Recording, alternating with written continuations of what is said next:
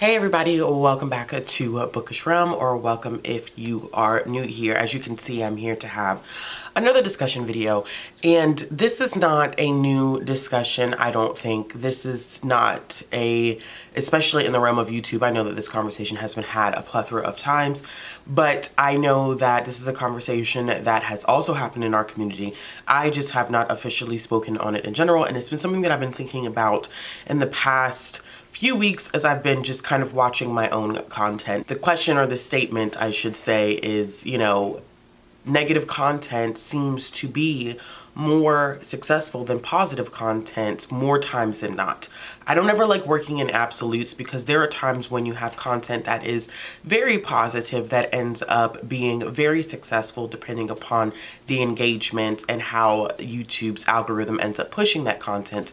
But what I have found a lot of times as well is that the most negative content that I make, the most controversial content that I make, is the content that is going to be the most successful. Now, I want to make sure that we're jumping in and saying that this is not a video in which I am complaining about my view count, because my view count is what my view count is.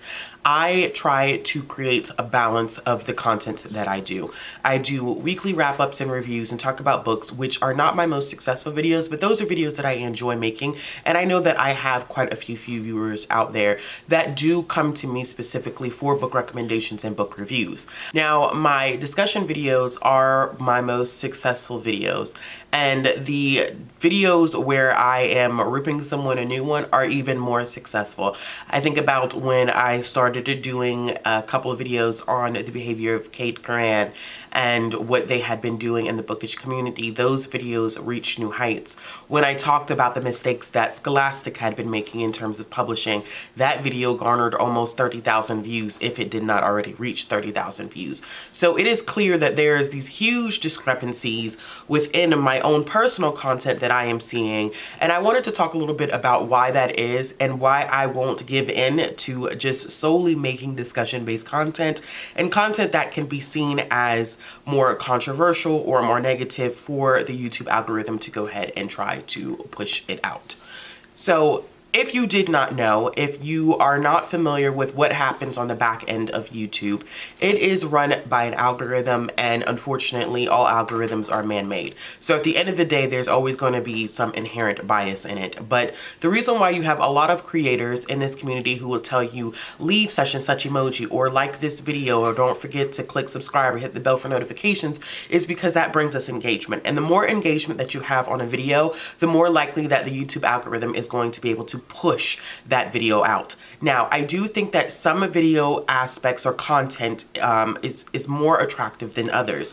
When we are talking about the most controversial, the most drama-filled, the most juicy aspects of this community, which I have a tendency to do when we're doing discussion videos, those are videos that people flock to. And the more people flock to those videos, the more YouTube sees that as engagement, and the more it starts to push those videos out. So on the back end, what ends up happening is I can actually see when YouTube is really heavily suggesting my video to people not only within our community, but those also outside of the community, which also brings in a new flock of viewers and subscribers. But the catch for that is that quite often people who flock to me for those hardcore discussion videos, especially like with the Kate Curran situation, those videos are primarily the reason why they're here and why they stay, which is why something like a weekly wrap-up is not going to always be as successful. It doesn't bring forth the same discussions. It doesn't necessarily bring forth the same controversial bits of the community or the same drama.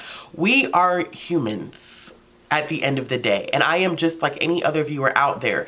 There is a certain entertainment value that comes from watching someone discuss some drama or controversial event, or something where we are critically looking at publishing, critically looking at author behavior. Those are things that we all seemingly can be attracted to. Now, I shouldn't say all, because some of us don't like stuff like that, but the numbers don't lie. A great portion of us are really attracted to content like that, and I think a lot of that has to do with this entertainment value that comes from it. I look at it as, it's the same reason why I like watching stuff like Real Housewives, okay?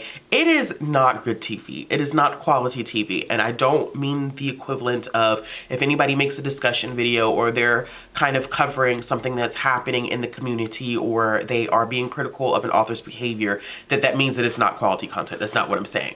What I'm saying is I'm drawn to things like Real Housewives, the drama, the chaos of it all, because honestly, it's low-key almost like an escape from my own life. And I'm quite nosy. I like to be in other people's, you know, stuff, and they have it right there out in the open. So it's there, it's open, it's available for me to see. And I think that sometimes you can look at some of the content that we create in the same way. Once again, it's not to say that we're not making quality content or that it's not good content, but it's entertaining in some ways because it has an edge of drama to it.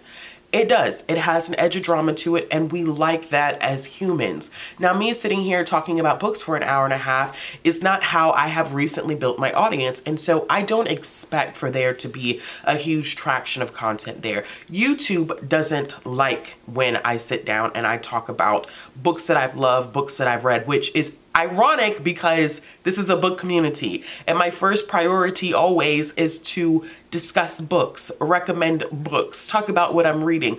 But YouTube doesn't always see that as the most successful thing in terms of my channel. Now that I have drawn in people that have come from the discussion videos, the weekly wrap-ups or the recommendations are not going to be the biggest appeal. But any reaction videos that I do to book lists or discussions about authors or things that are happening in the community or things that we do as a community, or even talking about the worst books I've read, talking about the worst books that y'all have read.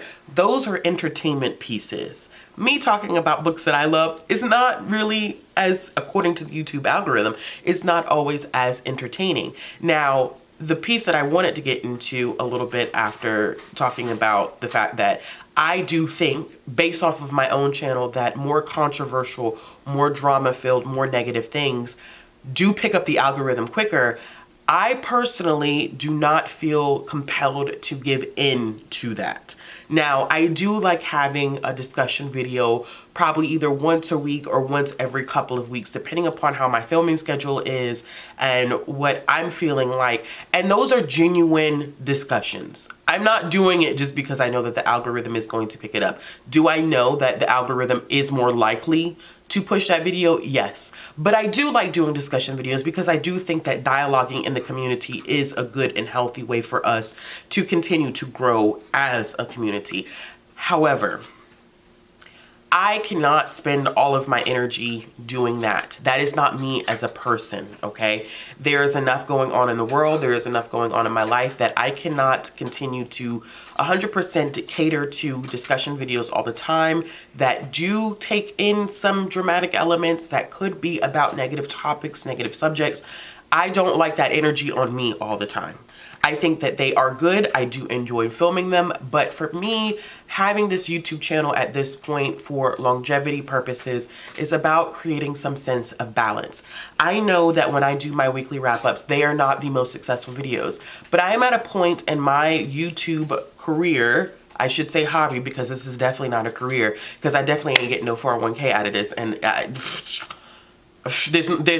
get nothing out of this in the long run. I mean, let's be honest here.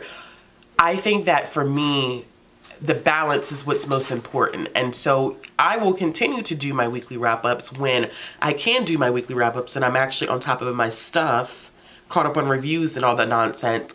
To do my weekly wrap-ups, I prefer to continue to do those because it's content that I enjoy. And I enjoy all of my content, but all of the content that I enjoy creating, I know it's not always going to be successful. And I'm at the point where I'm okay with every video that I put out does not have to be blown out of the water. It does not have to be successful. I've had videos now at this point, like for example, I'm going to use this as a very, very good example here, okay?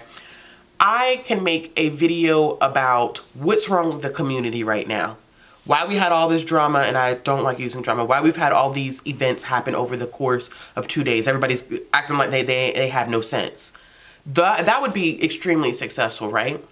But I make a video that says, here's a collaboration video about all of, some people in the community and why they love their library. Nobody wants to watch that. YouTube is not pushing that. It doesn't feel the need to push something that's positive about promoting and loving your library, respecting your library, advocating for your library because of all the wonderful things that they do for their communities. YouTube doesn't want to see that. They would rather see me talk about some horrible things that have happened in our community as opposed to some positive things that are coming out of our community. And for me, I feel like it is my purpose and duty to create a balance between both. Even if I know in the long run that that content is not going to be as successful. Even if I know that the YouTube algorithm is not going to push it out, because at the end of the day, we all need some positivity in our lives. And I cannot always just make videos that are about that content. And I think that comes from a place of knowing that everything that you enjoy doing, everything that you love is not going to be viewed as beneficial or as wonderful by the YouTube algorithm. And it takes a lot to get there, because I'm not going to lie to you. When you hit those videos, those points where those videos where you get 20, 30, 40,000 views, okay, it feels good. I would be a liar if I sat here in front of you today and I said, oh, it doesn't, like, there's no feelings really attached to seeing a video essentially for a channel of my size go viral where I'm getting 40, 50,000 views. And that's not my average view. Like, my average views is somewhere in between like 1.8 to probably 2.2, which is not on par for my channel size, but a lot of that's a different discussion, because a lot of that has to do with 2020. And I don't feel like talking about that, because it is what it is. It's done. What's done is done. And I feel like I've done a lot of talking about that, and it's not anything that I can currently change. But I do feel like that my average views are in between 1.8 and like maybe 2.2, which I'm happy with. I'm okay with that. Like, the engagement here, the community here, the people who like are constantly commenting and getting right, like, I like that. That's okay with me. And I appreciate that. But it is hard to say that when you see a video clock 40,000 views, you're like, ooh. So I know if I keep making content like this, I know the YouTube algorithm is constantly going to push me to get the 20, 30, 40, 50, 60, 70,000 views. It's hard not to give into that. It is very, very hard not to give into that, especially if this is a source of income for you and it has proven to be a successful path for you. It is hard not to do that, but it is also, in my opinion, draining. And I can only speak for myself. I cannot speak for anybody else. YouTube makes it draining. The algorithm makes it draining, because you always have to outperform yourself. You always have to top yourself. You always have to do better than what you've done before. And I ain't gonna lie to you, I ain't got time for that. I don't have time for that. I got a full-time job and a whole child that I'm raising by myself. I do not have the capacity to do that. And some people do, and much respect to them. But I personally do not have the time to do that. And for me, understanding that this is not my full-time job, that I am not making financial bounds by being on YouTube, that I have essentially now put this in the realm of this is a hobby.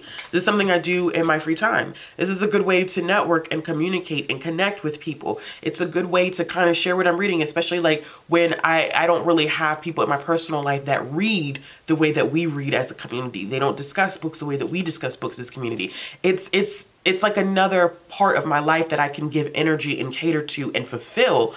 But in terms of breaking my neck trying to come up with content that is going to feed the algorithm, that's an absolute no. I just don't feel like, for me personally, that that's something that I can continue to do.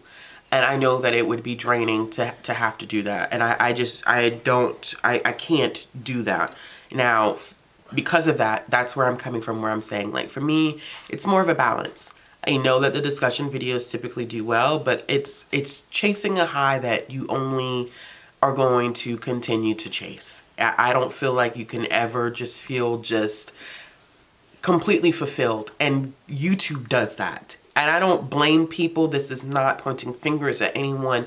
This is not being negative towards anybody, any creator, whether they're in this community or not, because YouTube sets it up to where you feel that way. And they put you in that position, and I think it's very unfortunate that people end up in these positions because of how YouTube manages itself in terms of the algorithm, what it caters to, what it pushes to be successful. And it's hard. They make it very, very hard to be a creator. They make it very, very hard to continuously just be passionate and do what you want to do. Because at some point, the algorithm is going to tell you this is what you have to do if you want to be successful, especially if you're using YouTube as a main source of income. They set some hard lines and boundaries up that sometimes feel unattainable.